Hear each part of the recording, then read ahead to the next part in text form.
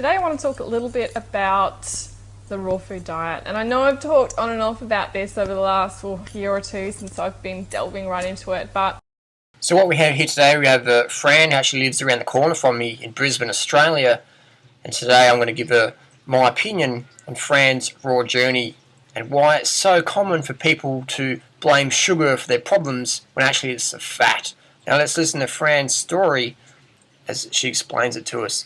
And I'm passionate about doing this because so many people go, I tried that raw food thing, I went to America, I followed all the gurus, I bought thousands of dollars of products, I did cleanses and fasts and sweat lodges and ayahuasca ceremonies, and I'm worse off than I was at the start of it all, or I'm not better than I wanted to be, and I've got weight issues, I've got fatigue issues, I'm addicted to cacao, what's going on here? The raw food thing, it's dogma, it's not real, we need to eat grass-fed animals and do what everyone else is doing. And that's why so many people in the raw food scene go full circle back to the standard Australian, standard American diet with the inclusion of organic foods, and they think it's different. But anyway, so let's hear what Fran's got to say.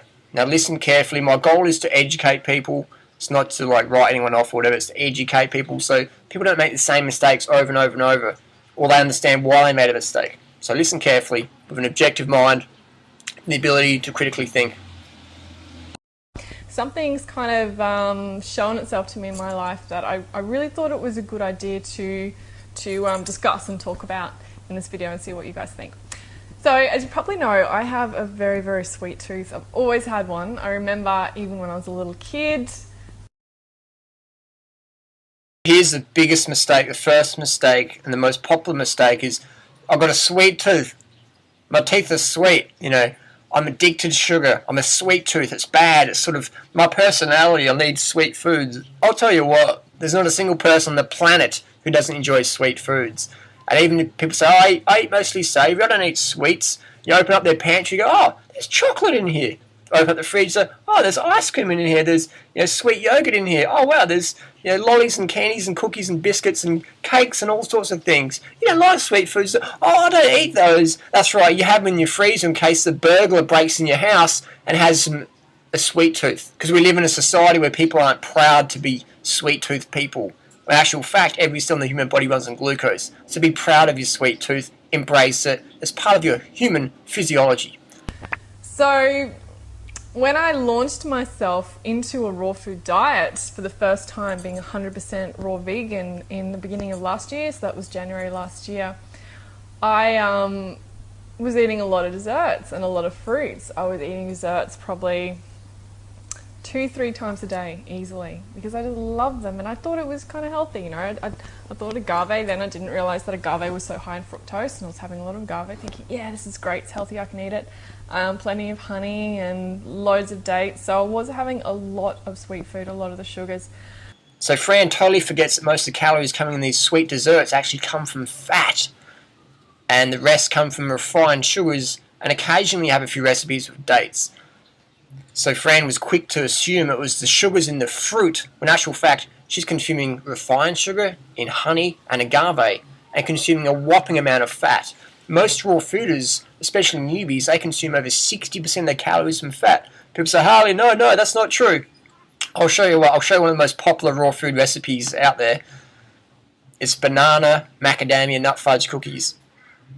And we got a cup of raisins, 1 cup of walnuts, 1 cup of macadamias, a cup of bananas. So people might think, oh, that's all fruit. There's lots of fruit and there's a bit of nuts. Let's do the caloric breakdown. Again, my intention here today is to educate. So we have all the calories. Chronometer is a great little thing to download. And if you look at here, we have over almost 70% of the calories coming from fat.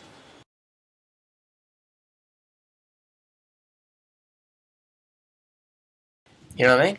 So, and then Fran's not just doing this once in a week, which is fine. You can do that, especially if you're athletic. If you're athletic, you can eat more calories from fat, but you still need, low fat, definitely.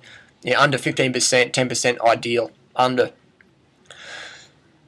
So Fran's eating 70% of her calories, not just for a snack, but she said 2 or 3 times a day. You know what I mean?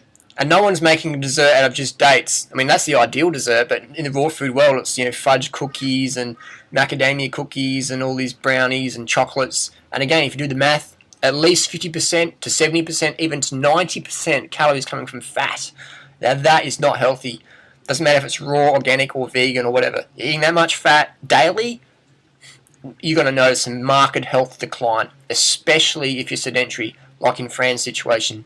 You know, sometimes I'd make a smoothie in the morning, and the smoothie would be really sweet as well. So I was kind of moving more and more towards having a lot of sweet food, maybe even more sweet food than savoury food in my diet. So here we have Fran's just thinking it's the sugar, and she's saying, I have hypoglycemia, which we know, hypoglycemia refers to low blood sugar. So it means you're not consuming enough carbohydrates, or if you are consuming enough, the fat is coating the cells, it's coating your insulin receptor sites, so the sugar cannot enter the cell. So that causes hypoglycemia, and it can cause hyperglycemia. You know what I mean? Hyperglycemia is caused when the sugar cannot enter the cell, the blood sugar rises, then the pancreas is forced release of insulin, and that just sucks it all down, and then you get the hypoglycemia thing. So it's just, you know, so pre-diabetic symptoms can be hypo or hyperglycemia. Check out any medical physiology textbook on diabetes. So what we have here is, you know, Fran's eating, you know, what she thinks is high carbohydrate, when in actual fact it's not. It's just because she's sweetening her fat with sugars. She thinks it's a high carbohydrate diet. But if we look at it just like I said before, you know, in those desserts, and she'll be getting most of her calories from those, so I'd put money on it. Fran's getting at least 50, if not more, % of her calories coming from fat. And that recipe we have here, that's almost 70% of calories coming from fat. So no wonder Fran had hypoglycemia issues. And no wonder, I mean, she looks like she could be an elite marathoner, but she's not fit at all. She's not, you know, cardio fit, and because that doesn't have the energy to train. You know, there's a difference between being able to sit still and having energy versus physical energy where you can actually, you know, go out there and train and be quite fit. So that's why we see a lot of raw food gurus promoting the anti-fruit thing. None of them are fit. I mean, people say, but Harley, what about Gabriel Cousins? You know, he's sort of, he can do like a few push-ups. Let's have a look what Gabriel promotes. It's going to move a little fast. Our biggest concern, quite frankly, is people getting insulin shock from getting off insulin so quickly. The diet that works. Hang on, now listen real carefully to what Dr. Gabriel Cousins is about to say to these diabetic patients. Listen real carefully now. Best is a high fiber, high carbohydrate, low protein, low fat diet. That's the diet that works the best. Hang on, did I just hear right? Did Dr. Gabriel Cousins just say high fiber, high carbohydrate, low protein, low fat? Nah, I heard wrong, didn't I? Let me rewind that.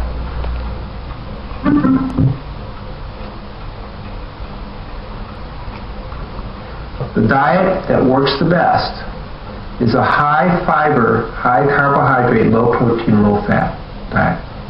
That's the diet that works the best. So there we go. Gabriel Cousins even admitting that a high carbohydrate, low fat lifestyle is best for blood sugar issues. But then in his books, sometimes he says no. And, I mean, Gabriel Cousins, you know, he changes his mind like he changes his cactus plants, and that's fine. Gabriel's a great guy, but it's good to see how confused some people are. Whenever someone says, "Oh, no one program works for everyone," you know, like, I mean, that doesn't work. But I don't really know what does work. I mean, you know, just go and see different homeopaths, naturopaths, psychopaths, doctors and stuff, and just get different opinions. And I mean, I don't know, like, just keep looking, keep searching. It's like, how long do we have to search, really? Do we have the rest of our life? Or can we just, boom, get it together and follow the one program that all humans thrive on? High fruit, low fat. If you want to eat grains, eat your grains. But high fruit, low fat, vegan, boom, it works every time. The thing is, we don't live in a society where that's supported. If you sit down and have 3 bananas, people go, you know, they start freaking out. But if you make a little raw food dessert with 2,000 calories in it, and it's, you know, just fits in your plate, and you eat that, people don't really know how many calories are in there. They just go, oh, you're having a reasonable portion amount, that's okay. But if you have like half a watermelon with 500 calories in it, people go, half a watermelon? You're overeating! You know what I mean? So we don't live in a society where it supports the 811 style, the fruit eating style, and I accept that. That's the main reason people don't do well on it, you know, is because they undereat, because they listen to the status quo. They don't understand calories. I mean, you got to count calories so you know you're getting enough. Otherwise, you'll obey the status quo portion sizes. You know what I mean? If I obeyed my conditioning from the past, I'd only eat 3 bananas per meal times 3 meals a day, it'd be like 900 calories a day. Can you imagine 900 calories a day? You know, and people are doing this in the raw food scene. They're eating 900 to 1500 calories a day. They're getting dropped off the deep end in a couple of months and going, oh, I tried that raw food thing. I was mega disciplined. I was eating so much fruit, even though it's only 900 to 1500 calories a day, eating so much fruit. And everyone sat around me and said, I'm eating too much fruit. And, you know, no. And you ask them, how many calories did you eat? Oh, heaps. You know, it's like, how many did you eat? I don't really know. I don't count calories. That's your problem. You don't count calories. So when someone sells you a raw food bar, you wouldn't have a clue how much fat's in it. You wouldn't have a clue how many calories you're getting. You know what I mean? And then when you're trying to eat some fruit, you wouldn't know how many calories you're getting.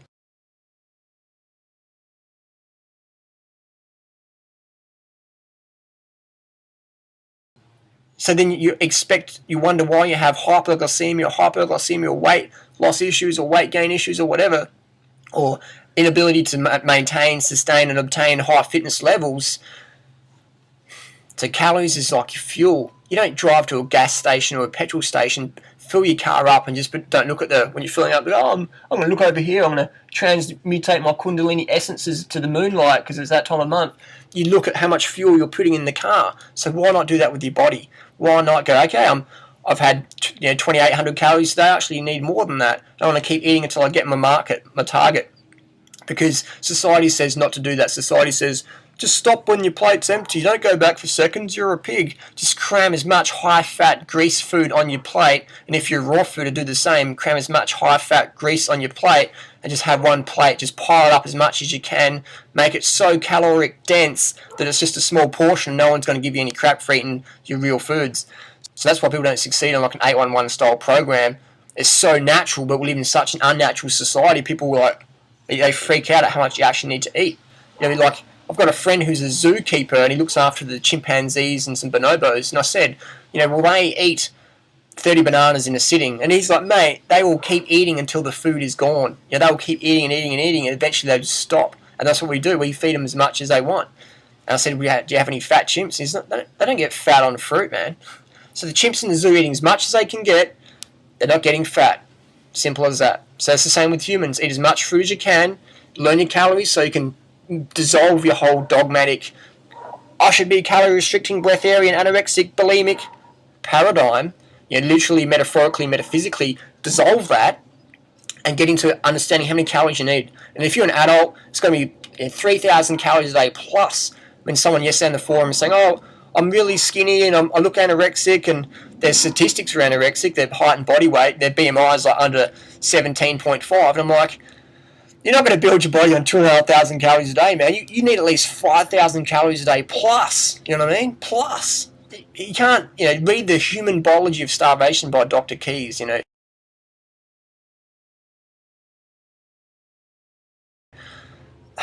So I understand people go, oh, Harley, that's too much work and that's inconvenient, counting calories. Getting dropped off the deep end's inconvenient. Wasting 5 years of your life chasing the raw food paradigm around's inconvenient, when you can just get it literally in a week. Understand, shit, I need at least 3,000 calories as an adult. If I've got kids, I need more calories. If I want to be fit, I need more calories. If I've got a business, I need more calories. Almost gave you the finger. I need more calories. If you want to give people the finger, you need more calories. If you want to be passionate, live purposeful life, you need more calories. If your boss is a wank, you need more calories. If you're getting harassed by people like me, you need more calories. You need more calories, calories, calories, calories. Fruit's the best source. Eat as much as you want. And whenever you cut your fruit intake, man, you cut your life. When you cut your carbs, you cut your life. Why? Because you cut your glycogen. So people are all about breatharians. That's a whole other video, man. Breatharians is absolute bullshit. It's anorexia in the health food scene. So that's another video. I won't get into that now. Let's continue on with Fran's raw food journey. There are healthy and unhealthy ways to do everything, and we often find this in the vegan diet as well. When someone goes vegan, we often think, oh, they're so healthy, they're vegan, but there are very unhealthy vegans out there.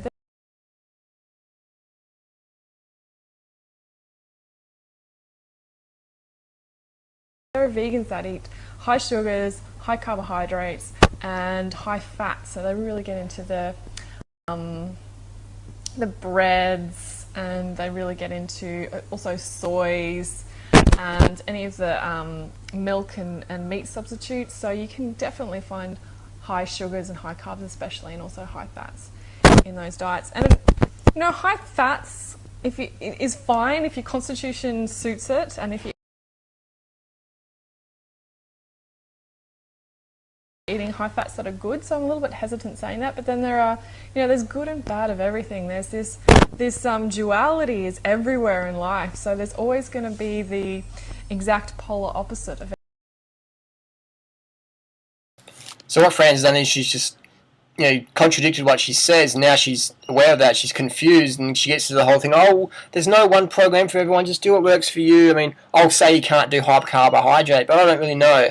And that's right, because all the successful long-term vegans, what do they have in common? This applies to raw fooders as well. They eat a crap load amount of their calories from carbohydrates. 80% of the calories coming from carbohydrates plus. You look at the China study, Dr. Neil Barnard, Dr. Ornish, Dr. Esselstyn, Dr. McDougall, Doug Graham, Ruth Heinrich, all these raw food, vegan promoters, athletes, successful people eating at least 80% of the calories coming from carbohydrates.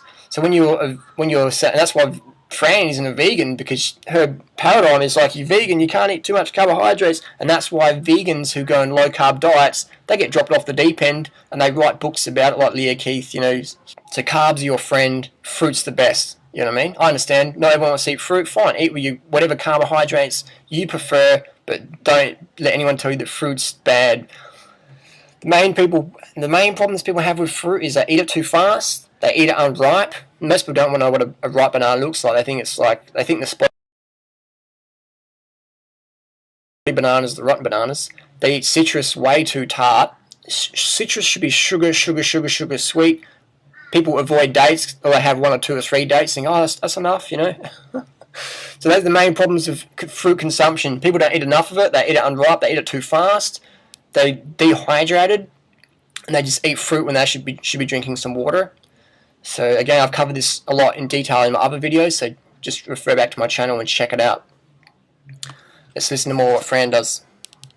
And then there's the opposite, the other end of the scale with the raw food diet, which is so many desserts and so many sugars and so many high glycemic and high fructose fruits in the diet, which can really unbalance the body. It can create more candidas, fungus, yeast and molds. It can do that whole sugar spiking thing, which happens so easily with me. So Fran's convinced that she's, you know, tried the high sugar thing. It did not work. What Fran actually did was do the high fat thing, as I just explained, with the calories coming from those little recipes. At least 50 to 70% of calories coming from fat. That is not a high carbohydrate program. That is not a high carbohydrate program. That is a high fat program. Once your calories are going over 20% of calories from fat, you're eating a lot of fat. You're eating too much fat. And if you're in Fran's case, where she's not too athletic, you should eat a lot less fat, because your fat gets processed through your lymphatic system, and if you're sedentary, your fat's just slodging around in your blood, thickening your blood, lowering your oxygen uptake, absorption, and transfer to your cells, and life sucks. And then you eat something sweet again, which is just like a macadamia nut cookie or a chocolate raw brownie, and you think, oh, it's the sugar making me feel shit. There's actually the cacao just thrashing your adrenal glands. It's all that fat, all that nut fat and oil just sludging around your system. Then you think, oh, maybe I need to eat animal products to get some energy because I'm pretty tired, and yeah, you know. So again, so Fran is like the other people go, oh, I tried that high sugar thing. They tried the high fat thing. Or if people go on the 811 program and you ask them, how many calories a day did you eat? Oh, heaps, man, heaps. How many? I don't know, I don't count calories. So you're under eating then. No, I was eating heaps. My grandma said I was eating too many peaches. You know, my next door neighbour said I was eating too many watermelons, man. So you were under eating then. Oh man, you're judgmental, man. I'm out of here. You guys are crazy, man. Like, what's with the heaviness, man? It's just peace and love and prana, man. That's what happens when people get like undercarbed. They get all like floaty, airy, fairy, spiritual, spacey, wacy, tripped out, kundalini, chakra balanced and imbalanced. And then when someone tries to help them, they get all like, take it personally. So again, critically think, eat enough carbohydrates so nothing you take personally. As soon as you start taking things personally, especially when people are trying to help you, then you know you haven't had enough carbohydrates, then you can't hydrate and you can't sleep properly. So let's listen to more of Fran's journey. In Arizona as well, about dehydrated food. If you remember, I might link to it underneath this video on my blog, how I was eating tons of dehydrated food because I was traveling. It was easy to carry around, and when I was at the longevity conference, I was eating lots of dehydrated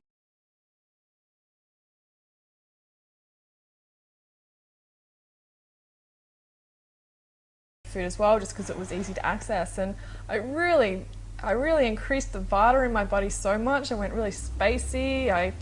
My digestive system went completely out of whack, and I just didn't feel quite right.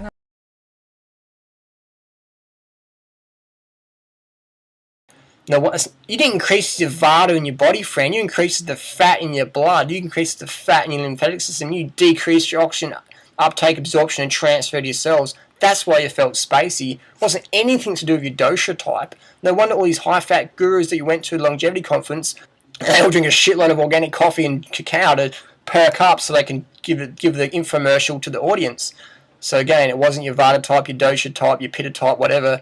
Eating too much fat, clogging your lymph system, clogging your blood, sludging it out, can't think, boom, easy. So all you needed to do was get rid of all your crackers and nuts and just hit the fruit and greens, get sufficient amount of calories, keep your diet under 10% total calories of fat, learn calories, it's grade 2 maths, and you will smash it.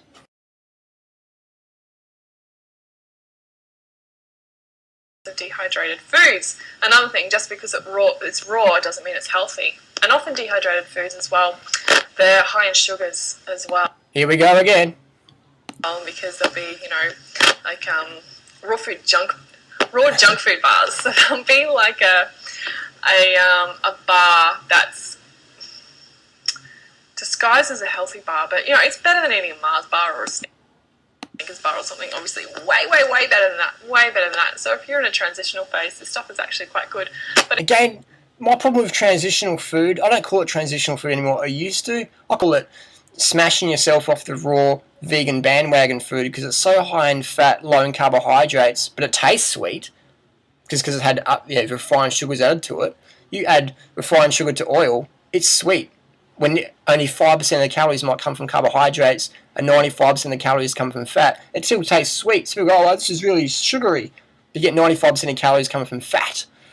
So people have these raw food transition foods, and I don't call them transition because people, what they do is they get hungry and they go, I want some bread, so I'm going to have raw bread. Cooked vegan bread's super low fat. Raw vegan bread's super high fat. So they have the bread, they're having a carbohydrate craving, they have the bread, they're not meeting the carbohydrate needs, so the glycogen's still low, and they're getting a whopping amount of fat. So no wonder people just go, oh man, this raw food thing sucks. And I can't eat fruit because there's too much sugar. What else can I do? Oh, I'll go back to standard American diet, standard Australian diet, and I'll keep eating animal products. And that's what happens. Raw food gurus, pay attention.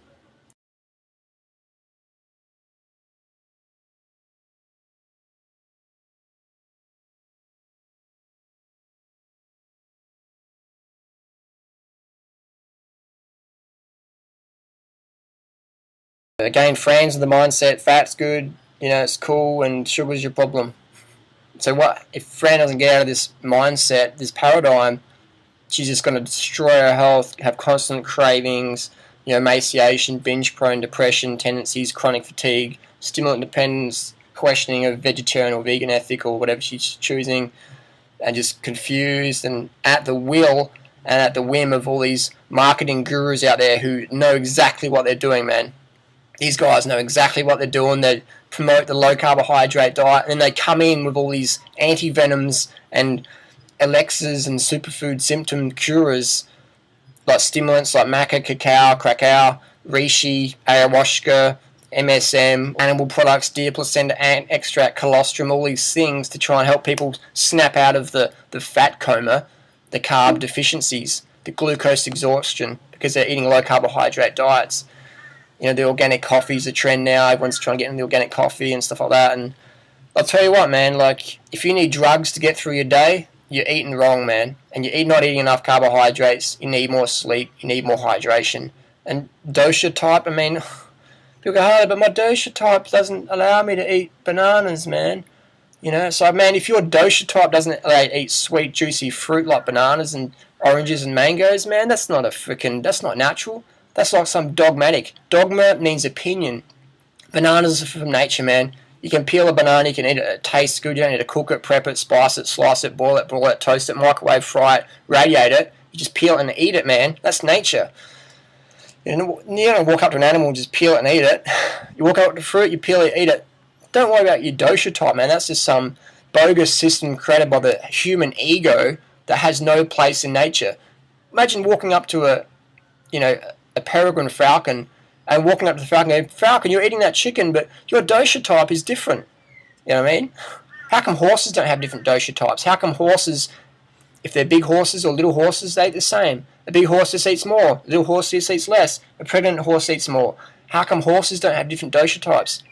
How come dogs don't? You know what I mean?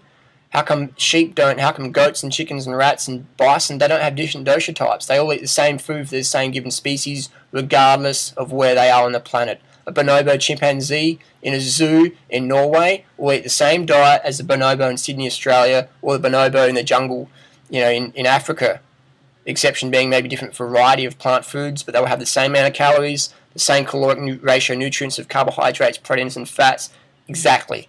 The chimps in the zoo in Norway don't get fed mustard seeds, sardines, and brown bread, because that's what's local to that region. They get fed what physiologically designed they're adapted to. So changing your diet because of what some book wrote, that's dogma. Changing your diet to what your physiology speaks to you with your hands, teeth, claws, digestive system, and your heart above all, that is not dogma. That is physiology. That is fact. Follow your heart. Follow your sweet tooth.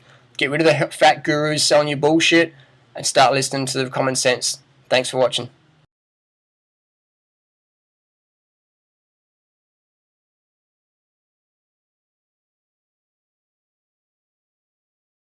And again, fuck all you vegan Nazis that have shit to say to me.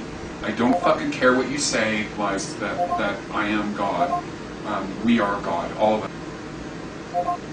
Fuck you vegan Nazis.